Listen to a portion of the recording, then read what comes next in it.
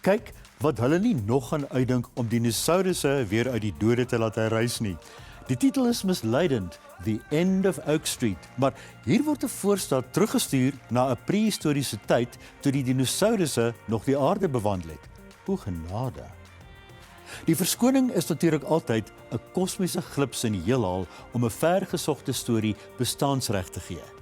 The End of Oak Street gaan oor 'n doodgewone gesin met Ewan McGregor en Anne Hathaway, wie se lewens omgeklits word wanneer hulle voorstad skielik in die prehistoriese tyd beland.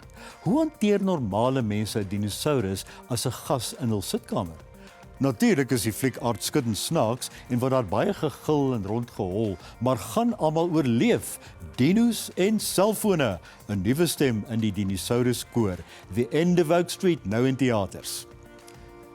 Die naam Sunny Dancer gee misleidende indruk, want alhoewel die robberend vol vrolikheid en tienerneurose is, hang daar 'n swaard oor die jong mense se koppe.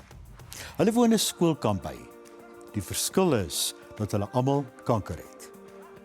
Bella Ramsey is uitmuntend as 'n tiener met kanker wat nie die somerkamp wil bywoon nie.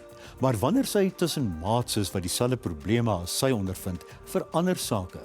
Hulle leer om met mekaar oor die weg te kom en hul situasie te hanteer ten spyte van alles. Dus is Sunny Dancer inspirerend en lewegewend tot die werklikheid inskop. En wat gebeur as liefde intree?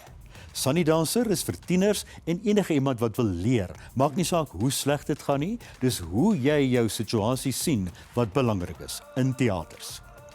Jy kan die resensies op Ontbytsake se webtuiste lees. Volgende week praat ek oor One Night Only en Young Washington. Gegroet tot dan.